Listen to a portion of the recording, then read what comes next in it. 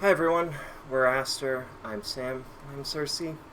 Um, this video we wanted to talk about the structure of our system, the structure of our mind. Um, so when we were pretty young, I think it was 7th grade, so start of middle school, we were first introduced to the idea of a mind palace, or and to us then it was presented as a way of improving memory. You create some physical space, you recreate it in your mind, and you can uh, ascribe things to it to help jog your memory. So one of the examples we came across as a kid was, you imagine your bedroom and you want to be able to remember your shopping list. So in your mental bedroom, you would say, well, I want to buy bread, so I'm going to put a stack of loaves of bread on the dresser, and there's going to be apples on the bed, and there's going to be pasta on the floor or whatever. And you exaggerate these elements, and it'll form connections and help your brain remember. We were enthralled by this idea. For a long time, we thought we couldn't do it because our only visual representation of mind palaces came from things like a Hannibal TV show, in which Hannibal Lecter has an incredibly detailed and impressive mind palace, because it's a TV set, it's a movie set, and we couldn't achieve that level of detail in our minds, so we thought we were failing at it. But this is not the case. It turns out we have quite an impressive mind palace that we have developed over the years, and when we figured out that we were a system, this headspace, as we've come to call it, became a really powerful tool in helping us navigate our thoughts and our emotions and help keep us grounded and as a consistent, safe space to go to. So our headspace, is a tall stone tower in the middle of a vast forest. In the distance, there are mountains. A river cuts through it. And it is an old forest with large trees and not much else around. And the tower goes up into the clouds, up forever, as far as we know. We don't know how large it is, and we think that the tower itself represents the physical structures of our brain in a way. So it's our interpretation is that we don't know the full capacity of our mind. We don't know the full capacity of our intelligence. There's always more to explore.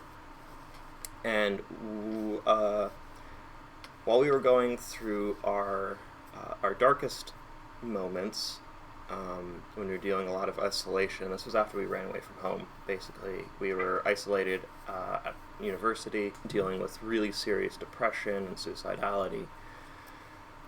It was our refuge. It was just Sam. It was the only one I was only really aware of. This was before we became aware of each other. So I spent a lot of time behind locked doors in our tower, fearing the other voices, fearing the creatures in night. When we're in a depressed or otherwise stressed state, storm clouds will blow in, and if it's really bad, it'll be a thunderstorm, and it'll shake the window panes and make the tower sway. And so there was a lot of storms during that time, and we didn't know what else was in the tower. It was a lot of running from room to room, everything dark, dusty, dilapidated. We had our bedroom, which in a little study space, and that was kind of ours, and that was a safe place. But venturing outside, or even thinking about venturing outside into the woods it didn't happen. We could not leave our mind. But as we've been able to work through a lot of our trauma and have a better understanding and feel safe within our own head again, a lot more has opened up. I started meeting my other alters, Cersei and Goose, who I've talked about in a previous video. And I started being able to explore and be present in more and more of the tower. We started clearing floors. We worked our way down to the ground floor, and eventually we were able to go outside, step outside of our tower, see the outside world. And now a village has sprung up around the base of our tower. And this is where we store a lot of our skill memories. So, like woodworking, blacksmithing, weaving, painting, pottery, all of the arts and crafts that we've learned over the years are, a lot of artisans living in this village. And I suppose I should also add, before we continue on with kind of the physical structure of the space, there is more than just the three of us, Cersei, Goose, and myself. We are the three core facets of Aster's personality, but we also, there's other layers to that. So we have what we call interjects. Sometimes they're called fictives, depending on who you ask and how people structure their system. These are persons, they're simulations of persons. For us, it's a lot of mentors or tormentors from our life. So our father, our mother, teachers, close friends, advisors. To retain the knowledge and the wisdom they have given us, we've built models of how they think and their personalities in our head, and they act as our advisors.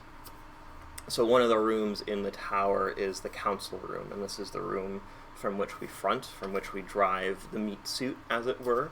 It's got a big round table that we all sit around and talk. There are like wooden stands. I think the courtroom from one of the Harry Potter movies is a pretty good example of what it looks like. And the stands, the peanut gallery as we sometimes call it, it's where the interjects, that's where our advisor, our counselors, we think of them as our counselors, stay and offer their advice. And yeah, there's a big viewing screen, our window, switches sometimes, and that's us seeing out into the world. And so when we are gathering and speaking to one another and trying to work through things, this is often the place we will meet and where we will pilot from. The last, I guess there's two more levels, I should say. So we have our cores, we have our counselors, and then we have our books. It's another form of memory storage. It's a way of thinking and of storing patterns. These are things that don't have personality. So we read a lot of political and economic theory. So we have a book that is classical capitalist economics. We can plug that into our table or open it up, and it'll create a projection of that system and how you think and operate within it. And that's what lets us move. That gives a lot of flexibility to our thought and to our ability to deal with unexpected situations. And so, we have many libraries within our mind, and the last level is kind of like cold storage, filing cabinet, and this takes the form of this vast room with an infinite filing cabinet in it. And we can go find the drawer looking for the piece of information we want, pull it out, rifle through it, we'll get that piece of information, and we can present it to the wider world. So yes, that's all the levels of action, personality, advice and experience, and then different types of memory. We compartmentalize to protect ourselves from trauma a lot of the time, and so certain things are hard to access. That means if a counselor was the source of trauma,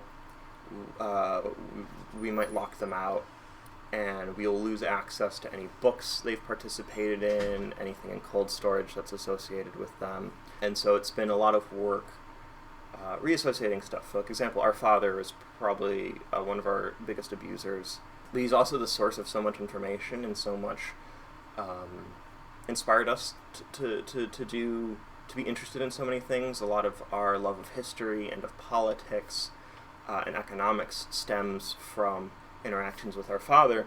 So for a long time, that was really hard information for us to access, and if we did access, it would create a very strong emotional response, which made school Very difficult. Yeah, so back to the physical structure. We were talking about the village. The village is populated by a lot of counselors and interjects. Our counselors are not always real people, so a lot of authors make it in there. Sometimes characters from books make it in there. It just has to be, we have to have enough experience with them to develop personality and to develop a persona and to be able to think about them as a person. And that's kind of like that's where you differentiate between counselor and book. So our village has been growing over the past 4 months, because that's really how long we've been able to acknowledge one another's existence. We've also expanded into the woods a bit, building a tree house. This is where we're putting a lot of our botany and just kind of nature vibes, or gardening skills and stuff. Some of our martial skills, like the treehouse has an archery range where there's like a rope bridge going across this gap, and the targets are on the other side, and you have a nice awning structure in case it's raining and we want to shoot. Yeah, and we are also exploring farther into our tower, the higher floors. I don't know how high we've gotten quite yet. I don't think we've quite reached the clouds. And that's just letting us develop new ways of thinking, giving us more space for memories. Because it's something we've been afraid of, because we absorb so much. We say that our brain's like a sponge often. And one of our big struggles has been learning how to selectively soak things up, because soaking up everything is all the time is exhausting, and we've worried that we'd run out of space in our mind. But we're less afraid of that now.